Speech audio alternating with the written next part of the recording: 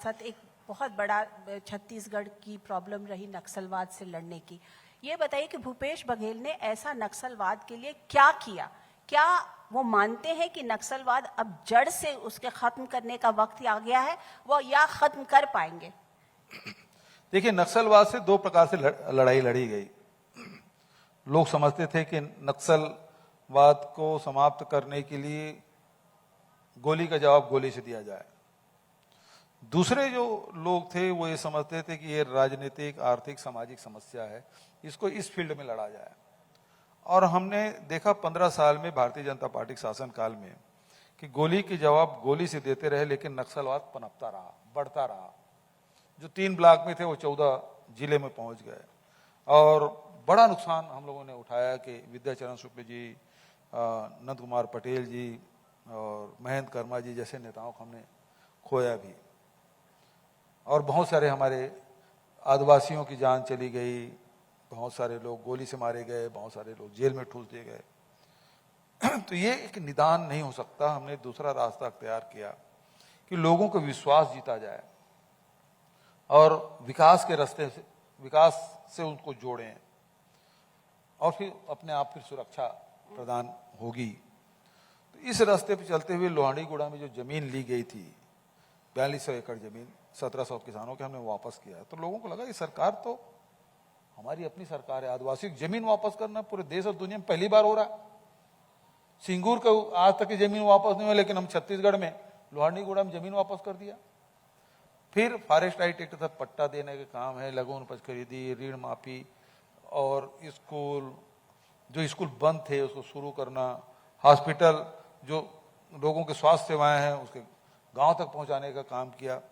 तो उससे एक वातावरण बना, लोग आर्थिक रूप से संपन्न हुए। उसके कारण से जो विकास के जो काम है उसका अवरोध नहीं किए।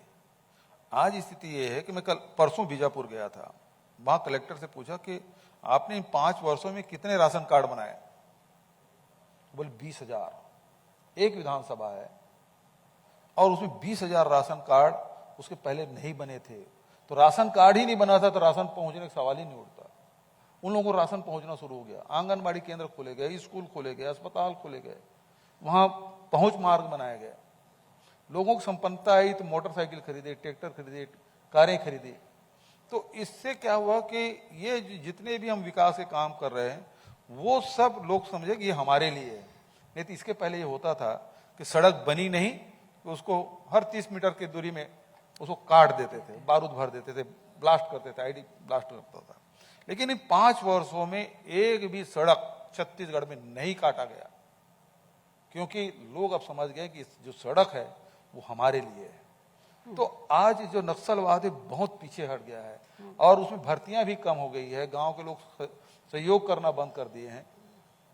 तो ये जो नक्सलवाद है, अब अबूझमाड़ है और बीजापुर, ये 2 जगह सिमट के रह गए, बचत जगह सब खाली हो गया। भारत सरकार भी कोंडागांव जिला को नक्सल मुक्त जिला घोषित कर दिया है।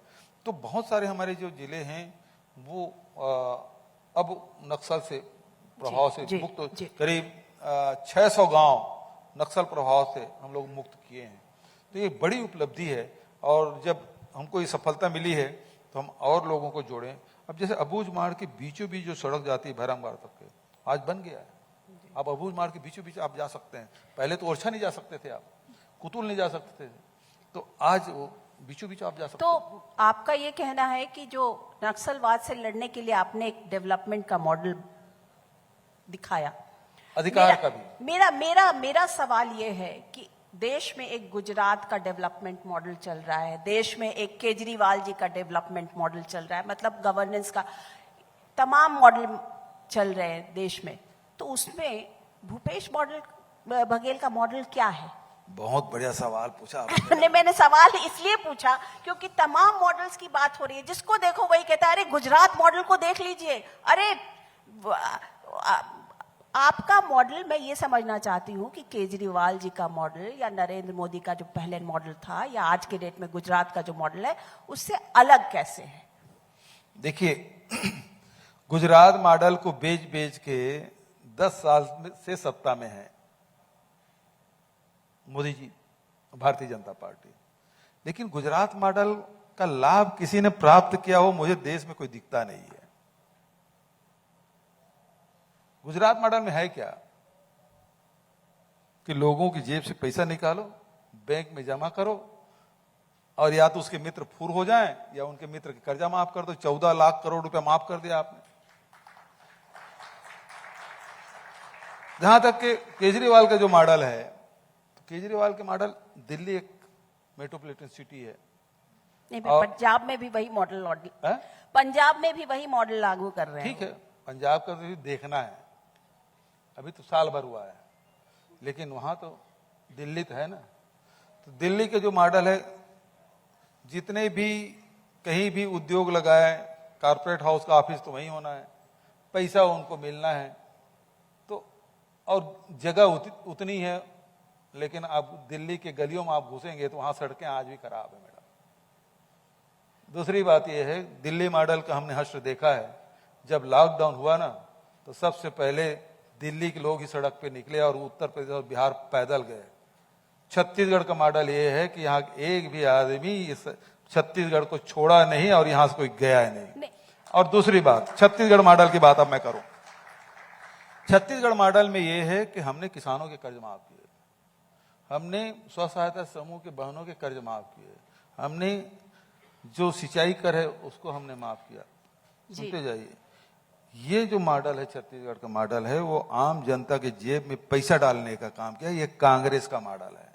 आम जनता को अधिकार संपन्न बनाना, उसको आर्थिक रूप से संपन्न बनाना, उसको शिक्षित करना और उसको आगे बढ़ने के लिए वातावरण, चाहे किसान का हो, चाहे मजदूर का हो, चाहे व्यापारी। छत्तीसगढ़ में व्यापारी, कोई व्यापारी ये नहीं कर सकता कि हमारे साथ अन्याय हुआ है, कोई उद्योगपति ये नहीं कर सकता, क्योंकि हमने औद्योगिक वातावरण भी बनाया है, हमने व्यावसायिक वातावरण बनाया है, कृषि का वातावरण बनाया है, शिक्षा के लिए स्वामी आत्मानंद अंग्रेजी खोल के शिक्षा का वातावरण बनाया है। तो सब छत्तीसगढ़ सरकार है लगातार हर वर्ग को वातावरण देने की कोशिश की वो आगे बढ़े। नहीं, पर ये आसमान जो खुला है, freebies- कितना ऊंचाई जा सकते।